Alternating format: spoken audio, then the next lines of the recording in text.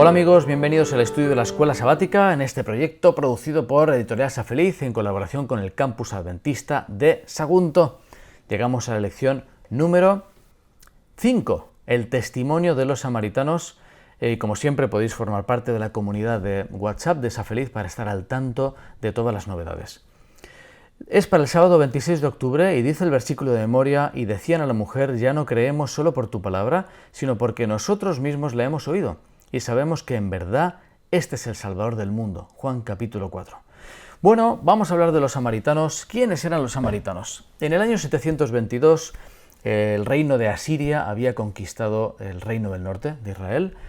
Y lo que había hecho es que había dispersado los cautivos, ¿verdad? Los dispersó y utilizó a cautivos de otras regiones para repoblar toda esa zona.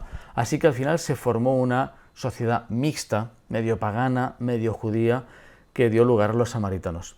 Se llevaban fatal con los judíos, eso es algo que todos sabemos, ¿verdad? Del estudio de la Biblia, escuelas sabáticas, etc. Y bueno, se debía, entre otros motivos, aparte de esa mezcla pagana, que cuando Israel comenzó a restaurar el templo, los samaritanos no ayudaron mucho en la labor. Encima los samaritanos se habían construido su propio templo en el monte Gerizim, pero ese templo había sido destruido por un judío, que era Juan Hircano, en el año 128, así que se llevaban fatal. Los judíos evitaban pasar por Samaria, los samaritanos evitaban el contacto con los judíos, y en ese contexto es donde ocurre este encuentro que vamos a estudiar en esta semana. Y que tanta luz nos va a aportar. Amigos, continuamos el estudio de la escuela sabática. Llegamos al domingo 27 de octubre, el escenario del encuentro. El encuentro que va a tener lugar entre Jesús y la samaritana tiene un contexto previo. Y el contexto previo es que los fariseos, ¿verdad?, saben que puede haber disputas entre los discípulos de Juan y los discípulos de Jesús. Lo que estaba ocurriendo es que los discípulos de Juan se iban marchando hacia Jesús. Y esto puede generar algo en Juan y aprovechan justamente para hacer daño. Sin embargo, la respuesta de Juan es tremenda. A él conviene crecer y a mí menguar. Lo encontramos en Juan capítulo 3, versículo 30. La grandeza que presenta aquí Juan, que manifiesta, es asombrosa. Que él fue capaz de entender su labor, fue capaz de entender su misión y cuando llegaba a su final. Y cuando no tenía que entorpecer el crecimiento de Jesús como Mesías y de sus seguidores.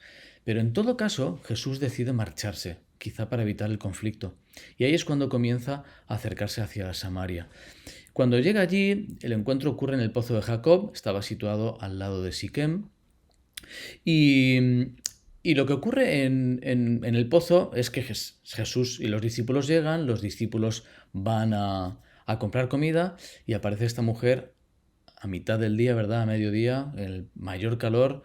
Obviamente no era una hora apropiada para alguien que quisiera conocer a gente o ver a gente, más implicaba evitar las horas en las que iban las mujeres normalmente, que era a comienzo del día o a última hora del día. En todo caso, se va a producir un encuentro fascinante entre esa mujer y Jesús que vamos a analizar el próximo día. Amigos, continuamos el estudio de la escuela sabática. Llegamos al lunes 28 de octubre, la mujer junto al pozo. Finalmente se produce el encuentro entre Jesús y la samaritana y el que comienza la conversación es Jesús. Es muy interesante, como dice el deseo de todas las gentes, el odio que reinaba entre judíos y samaritanos impidió a la mujer ofrecer un favor a Jesús. Pero el Salvador estaba tratando de hallar la llave de su corazón y con el tacto nacido del amor divino, él no ofreció un favor, sino que lo pidió. Qué interesante, ¿verdad? Dice el ofrecimiento, la confianza despierta confianza. Cuando alguien pide un favor, de repente desmonta los prejuicios y la mujer se ve abocada a responder, claro que sí. Y ahí comienza ese diálogo del agua. Es muy parecido al diálogo con Nicodemo, ¿verdad? En el que Nicodemo se queda en lo superficial y Jesús va a lo profundo.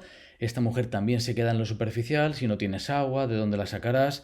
Pero Jesús quiere ir a lo profundo, quiere directamente al grano, ¿eh? Le dice, si conocieras el don de Dios y quién es el que te dice dame de beber, en el versículo 10, tú le pedirías a él y él te daría agua viva.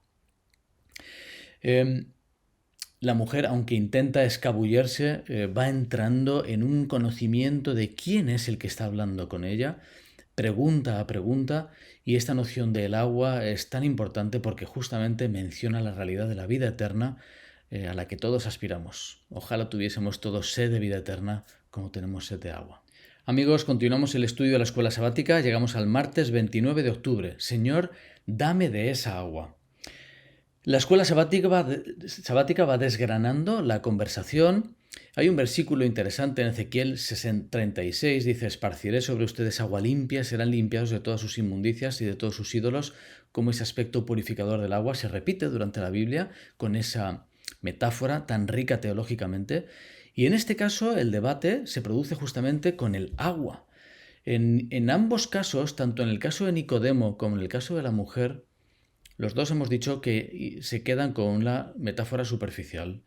Se quedan preguntando en la superficie, preguntas básicas. Señor, dame esa agua para que no tenga sed ni venga aquí a sacarla. Después de la pregunta que le había hecho Jesús, el ofrecimiento del agua de vida eterna, ella dice, bueno, qué bien, ¿no? Desde el punto de vista práctico, pues si consigues ese agua y así no tengo que venir, mejor. Era una evasiva en toda regla. Ella seguro que intuía algo más, pero es como que intenta evitar que vaya ahí la conversación y hay un giro profundo. Se produce un giro rápidamente y Jesús le dice directamente, ¿vale? Llama a tu marido y que vuelva.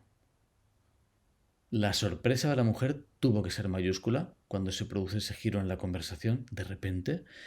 Y hay un motivo. Él dice el deseo de todas las gentes: antes de que esa alma pudiese recibir el don que él anhelaba concederle, debía ser inducida a reconocer su pecado y a su Salvador. Es como que Jesús tiene que confrontar a la mujer con su vida, con su pasado, con su presente, con esa situación de desorden. Y era importante que ella supiese que él lo sabía.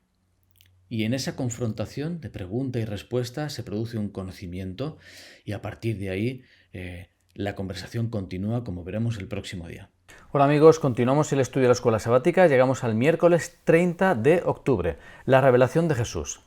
En Juan 4, versículos 16 al 24, encontramos este diálogo que sigue avanzando con la mujer samaritana. La realidad es que la luz que Jesús le muestra a esta mujer es tremenda, porque está comenzando a revelarse como Mesías, como vamos a ver a continuación.